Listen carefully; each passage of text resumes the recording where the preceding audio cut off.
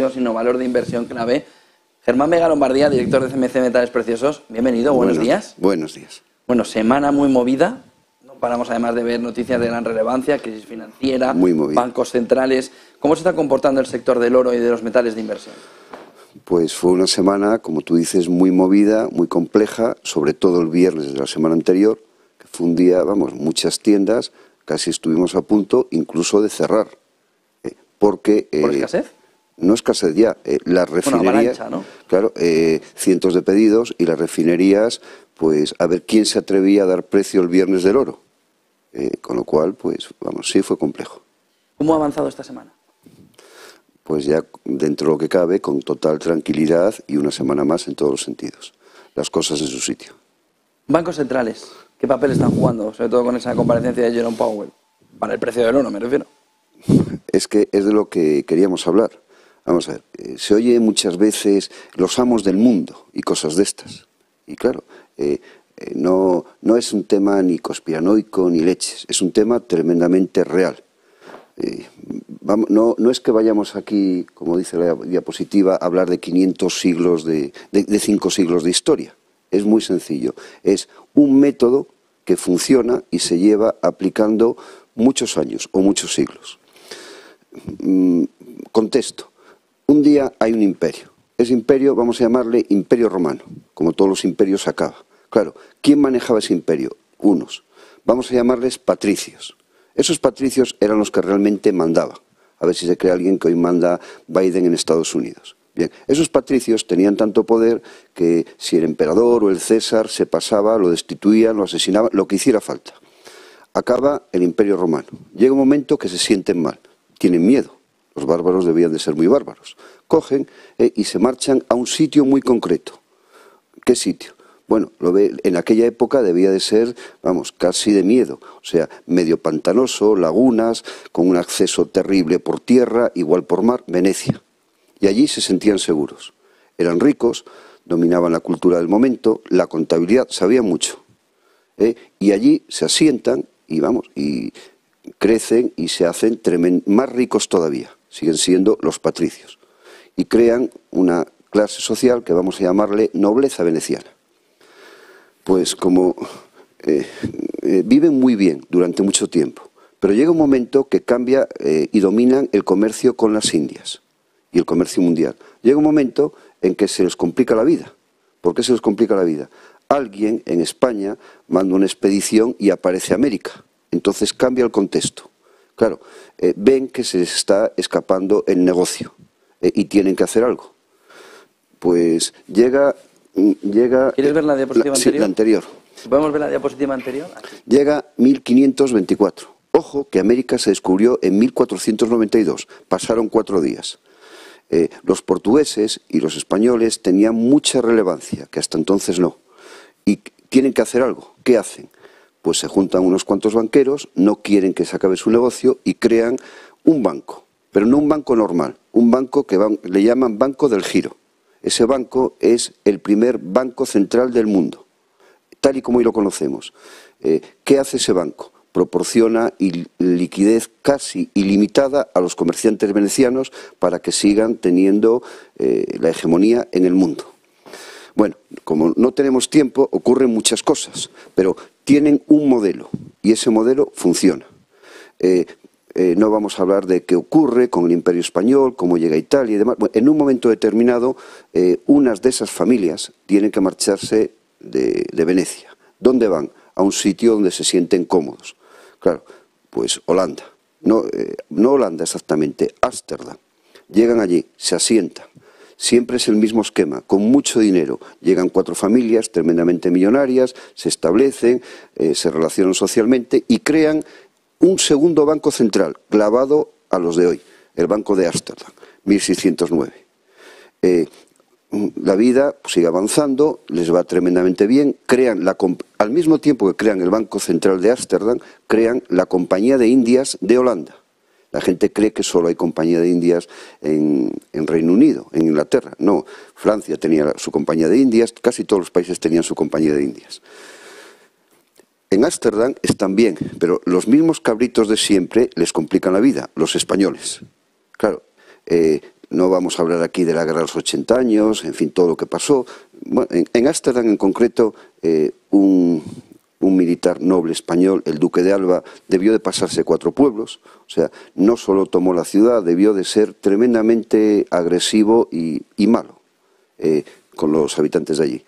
Y cogen auténtica enquina a los españoles, creo que en aquel momento con razón. Bien, tienen que marcharse de Ámsterdam, y se marchan de Ámsterdam y van a otro sitio, van a Inglaterra, los mismos, las mismas familias, parte de esas familias. Llegan a Inglaterra. Si todos, pues más o menos sabemos un poquito de historia, nos acordamos de los Tudor, de Enrique VIII, de lo cutre y pobre que era Inglaterra en la época de Enrique VIII, que no pintaba nada, en fin. Llegan unas familias de venecianos a Inglaterra, es famoso, eran tremendamente ricos. En la historia habla de Cromwell, cómo Cromwell se acerca a Enrique VIII, lo convence de, hombre, ¿tú por qué vas a rendir pleitesía al Papa? Tú eres tan importante como el Papa, y quiere establecer su sistema económico. Ese sistema económico ya venía de Venecia. Ellos tenían enfrentamiento con el Papa. Los españoles era lo contrario. Los españoles ahí éramos un poco ingenuos. O sea, no importaban muchas veces nuestros intereses, importaban los intereses del Vaticano y del Papa. Llegan a Inglaterra y hacen lo mismo. Crean el Banco de Inglaterra, clavado a como hoy es cualquier banco central. Todos son bancos centrales. Crean la Compañía de Indias y hacen grandísima a Inglaterra. Igual que hicieron grandísima a Ámsterdam, igual que hicieron grandísima a Venecia. En un momento determinado, claro, sigue la historia, pasan muchas cosas y se trasladan nuevamente. ¿Y a dónde van? A Estados Unidos. En Estados Unidos no se lo ponen precisamente fácil. Al final, ahí en 1913, llegan a crear casi a hurtadillas, un día por la tarde, un 23 de diciembre, en fin, todos sabemos cómo fue la historia, y crean la Reserva Federal. Les costó, les tomó casi 100 años, porque hubo un primer intento, un segundo intento, crearon 2 bancos, eran parecidos, tal, pero la Reserva Federal de hoy, tal y como la conocemos, 1913. Bien, ¿qué hace la Reserva Federal? Todo el mundo lo sabe. Tiene el control económico del imperio dominante en el mundo, igual que han tenido siempre. Controla la moneda, controla las grandes empresas y controla la economía. Siguiendo este esquema, pues siempre controlarán la economía. Ahí hay una casilla y unos puntos suspensivos, porque es muy curioso. Empezamos en el 1524, han pasado 500 años y ahí ¿qué pasa? Sigue siendo exactamente el mismo esquema, no ha cambiado un ápice. Evolucionan, claro, en el 1524 importaban las especias, en un momento determinado, en el 1913 y después el petróleo, va cambiando en un momento antes tal vez la sal, siempre es algo. En el futuro son otras cosas. Ellos dominaban los papelitos, el dinero fiat, en fin, y ellos siempre guardaban el oro, y a los demás nos daban papeles. Hay que darse un blanco porque a partir de ahora empezamos a hablar de las monedas digitales de los bancos centrales. Lo harán ellos. Crearán un nuevo banco central. Y es curioso, todos sabemos por dónde van los tiros y dónde estará ese nuevo banco central. Si tú coges Google Earth, por ejemplo, ves la nueva ruta de la seda. Ves a lo mejor Pakistán y ves ahí un erial. Y en el medio de la nada, ves ahí un puerto gigantesco. Que no viene, vaya que sí tiene sentido. Están creando una nueva ruta de la seda. El presupuesto, como siempre, el Cromwell, el presupuesto que tienen para crear la nueva ruta de la seda es ilimitado.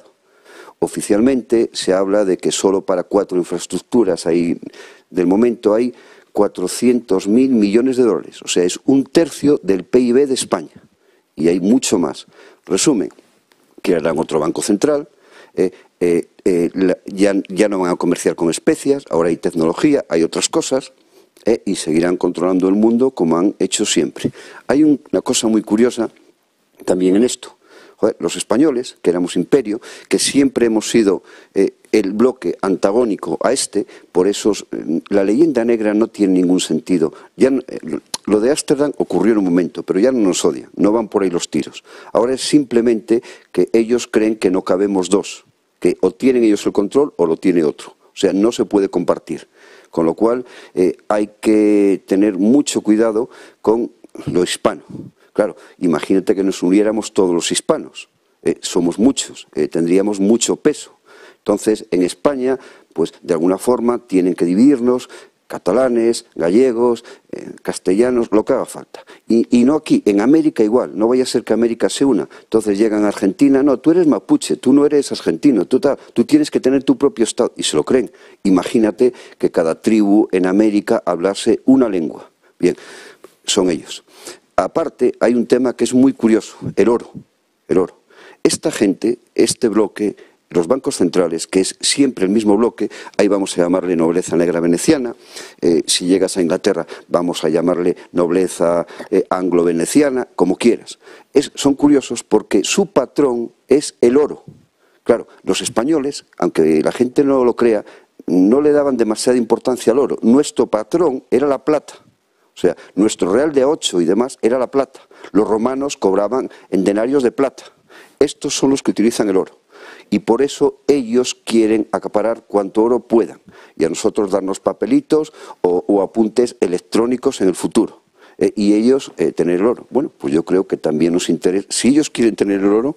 Mejor tengámoslo todos, ¿no? Exactamente. Los demás también podemos tener un poquito. Y ese es el tema. Entonces, ¿los bancos centrales, en tu opinión, nos han llevado a esta situación? En cualquier situación que se ha producido en la historia reciente y no tan reciente, siempre, siempre, siempre están detrás ellos. Piensa que idiotas lo son, saben muchísimo. Esto nació hace 500 años. Son capaces de crear una guerra. Vamos a ver otra diapositiva, sí. Son capaces de crear una guerra. Son capaces de, en la misma guerra, financiar a los dos bandos. Son capaces de crear una crisis, son capaces de hacer que desaparezca un banco pequeñito, como hemos visto hace unos días. Son capaces de que los grandes absorban ese mismo banco. Son capaces de hacer... Son capaces de dilapidarse 16.000 millones en unos bonos AT1. Si tú tuvieras una imprenta, ya ni imprenta, y tuvieras la capacidad de emitir los dólares, ¿te preocuparía el dinero? Tal vez no, te preocuparía el control y no perder el control, es lo que está pasando. No les va la vida en perder, es que ni pierden un banco. La movida siempre es perfecta para ellas. Si tú tienes tu dinero en un banco pequeñito de Estados Unidos, ahora simplemente lo tienes en un banco más grande. Los titulares y los dueños, el consejo de administración y demás, siempre son las mismas personas. Es que es tan curioso, son la leche. Yo recuerdo ver documentos de guerras, financiaban un bando, como decía antes, financiaban al otro bando. Y encima, los muy cabritos cogían y ponían en el contrato, ponían que el vencido hará honor, el vencedor hará honor al vencido pagando sus deudas. O sea, tú y yo somos de dos países, tú y yo nos enfrentamos en una guerra, cada uno de nuestro país. Pedimos dinero a los mismos y a los dos nos dan dinero. Yo pierdo y tú ganas, pero en el contrato que tú has firmado que si ganas la guerra tienes que pagar también mi deuda. Así son. No son precisamente entrañables, no son... Mira, en Venecia les llamaban nobleza negra. Claro, nobleza, si tú piensas nobleza, pues mira, grande, tal, todos saben una persona noble, o sea, es una palabra muy buena, negra. O sea, no eran nobles, nobleza negra. Y eran tan odiados que no podían salir ni a la calle. Hoy sabemos lo que pasa con los banqueros. O sea, no podían salir ni a la calle porque, vamos, los apedreaban. Claro, les gustaba divertirse como los demás. Llegaba el carnaval y también les gustaba. Se ponían máscaras para que no los conocieran. O sea, esos eran y siguen siendo. Esto es lo que ha pasado en una semana. O sea, más o menos. La de abajo es pues la gráfica del IBEX y la de arriba es la opuesta. O sea, siempre que hay cualquier tormenta económica, siempre ocurre lo mismo. Las personas se asustan, es humano, es lógico, retiran su dinero y lo ponen a buen recaudo. Escampa y cuando escampa vuelven a meter su dinero donde consideran oportuno. Eso es la economía. Y eso es lo que ha pasado. Pues muchísimas gracias por toda esa fotografía. Germán Vega Lombardía, director de CMC Metales Preciosos. Buen día y buen negocio. Bueno. 9:49 de la mañana. Con esa fotografía nos vamos también al IBEX 35, al mercado.